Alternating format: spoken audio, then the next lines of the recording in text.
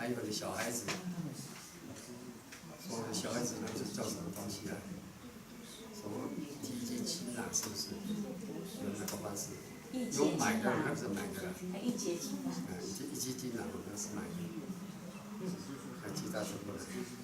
因为现在我们的生活方向不是打猎啊，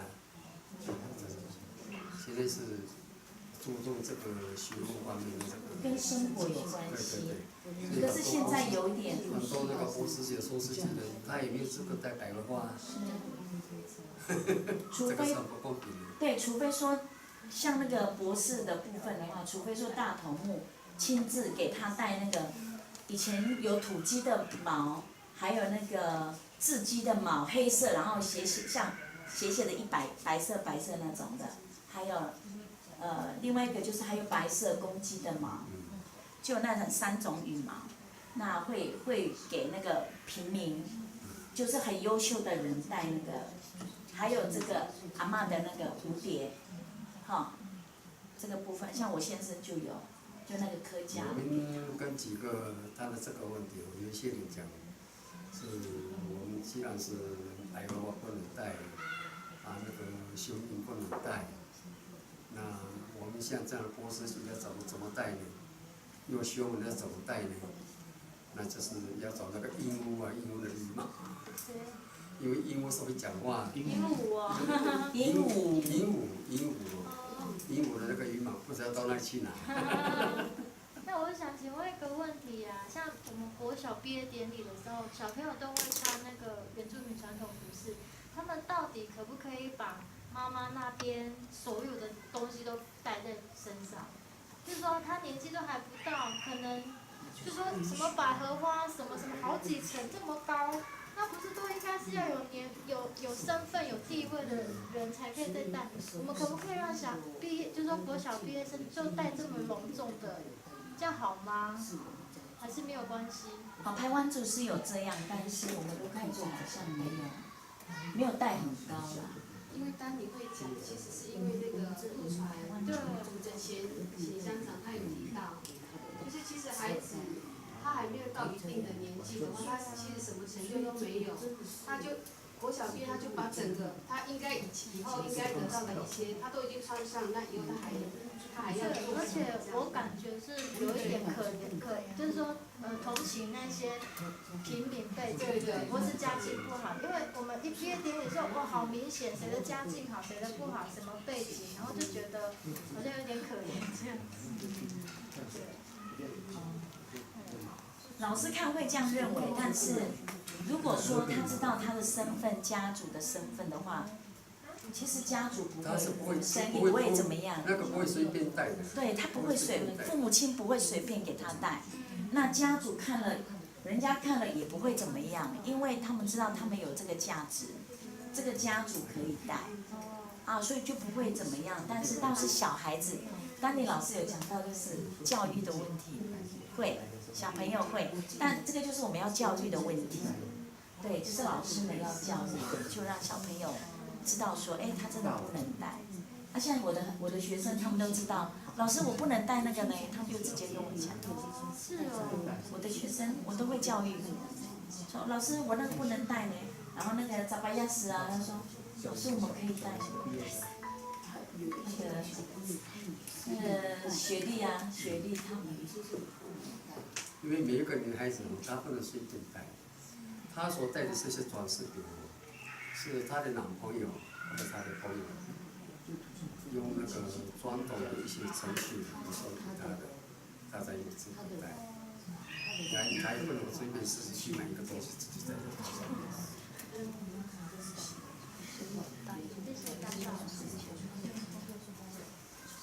所以这个女孩子，过去的女孩子。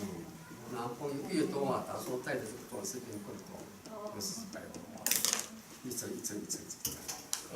因为我要先下去，我先讲一下，其实阿嬷讲的很多很宝贵的事情。那像我们女孩子哈，像我们女孩子，这个耳环，我记得我小时候，我们有一个小姐很漂亮，她很白，因为她从国小毕业就出去我们所谓的风化场所，那其实不是风化场所，只是陪他们一起现在所谓的唱歌啊，就那个所谓的地方。可是我们那个年代，那时候的女孩子如果去那样的地方的话，穿高跟鞋的也是被列入为，就是不洁净的女孩子了，不能戴耳环，就是那个不是有珠珠的耳环吗？三角形的，哈，倒三角吗？三角形那个耳环，也不能戴了。然后你结婚了以后也不能戴那个手环，好，银饰的都不行。不是银饰，就是珠珠。手环跟所以琉璃珠，刚才阿妈讲到一个很重要的事情，就是我们琉璃珠以前这边不是有红黄绿吗？3层。以前我们戴的那个红色、黄色，有一串哦，只要一小串你就可以买一块土地。然后呢，你生病，大头目生病，他会去找巫师，他就会拿他为了要珍惜这一位他的儿子，他生病，我要带他去给巫师去看病，他就会跟他的家主商量，是不是要把家里的某一个琉璃珠拿出来，他把它拟人化，哈，琉璃珠都可以拟人化。像伟珍老师有上过我们那个琉璃珠的课程，应该有听过，他可以把那个琉璃珠就给那个巫师，所以巫师为什么也收他们很多琉璃珠，就是这个原因，都是大头目奉会给的。那还有它被拟人化，是因为它可以它可以当土地用，它可以当，就是把大头目的孩子求那个神给他的孩子，就是神力或者是什么，就是有点拟人化这样子。那它可以代表一个人就对了，琉璃珠。那结婚为什么我们陆开族一定也要琉璃珠？它的意义就是在这里。他走到哪里，像我们家，我们都知道我们的琉璃珠有哪些，老人家也都知道。他家、别人家，我们在跳舞的时候，刚才我在讲的那个高跟鞋，有一次我就我妈妈，那时候我记得我还国小1年级，我说妈妈，那个阿姨那么漂亮，是姐姐的同学，她为什么没有戴耳环就去跳舞？穿的有点像妇女会那样去跳舞，也没有戴百合花，就只有戴那个咯吱咯吱。我就说就那个头饰而已，那个毛线这样子。我说妈妈她那么漂亮，为什么她没有戴耳环，也没有戴百合花？她就走跳舞跳过去了以后，我妈妈就跟我讲说，因为这样不圣洁了，所以我们以前都不会讥笑那样的人。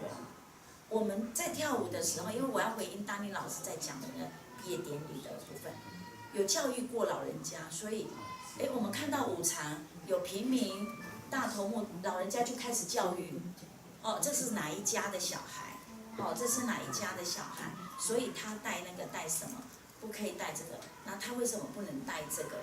他小姐为什么不能带？还没有结婚为什么不能带？那时候我就当下就问我妈妈，那时候我还国小1年级，也就是我40几年前的事，我的事情那个时候，所以我就跟那时候我们都不会去讥笑他，我们那个年代没有所谓的讥笑人，我们在那个年代真的不可以，没有说不出那种话，讲别人、骂别人那种话，几乎都在部落听不到，顶多只会听到的就是一些弱势我们现在叫做低社经的家庭，顶多只有一家顶多就是1家2家而已，在一个部落里面，所谓的低社经的家庭会发生这样的事情，所以以前的部落是非常非常圣洁的一个在过生，所以老人家为什么每次都说遗憾，就是这个原因，好像说被外来侵蚀就是担心。可是我觉得神伤还蛮好，我要送件了。好，那老师们还有没有什么问题？没有了哈。那我们就非常谢谢我们的何长老哈。我们第1届五台国小应该是民国36， 37年，对36年，因为37年， 37年，对37，因为雾台就是成立高雄县雾台国民学校是在民国35年9月的时候成立，所以它应该是37年，差不多啦。所以你看很久了，37年我们都还。对，有了，我爸妈已经出生了哈。我妈妈在的话，应该比何长老大1岁。对，86岁哈，都曾经历经过那个日据时代统治的那个年代哈。所以我们有那个日剧的名字吗？就是日本名字有哈。我们每个大概4个名字，3个名字。一个是杨志明的名字，杨志明里面还有2个，一个是正式的名字，还有一个你在那个魔鬼的那个地区的一个名字。知道吗？我知道，因为他们是说一定要有2个名字，就是说。当你到一个比较不好的环境的话，就是会有魔鬼的地方，你要用那个你不常用的名字，你才不会被那个鬼带走这样子，所以他们才会取2个名字。有些人是要2个正式的名字。有的是要2个正式的名字。有的是2个。那我们是一个是正式的名字叫老皮，那就是在那个魔鬼的地方有个名字。就这个名字叫到他。有没有英文名字？英文名字就是原姓名字哈。对，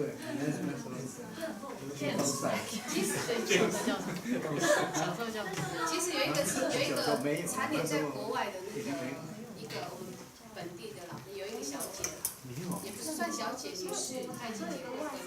她现在是德国人。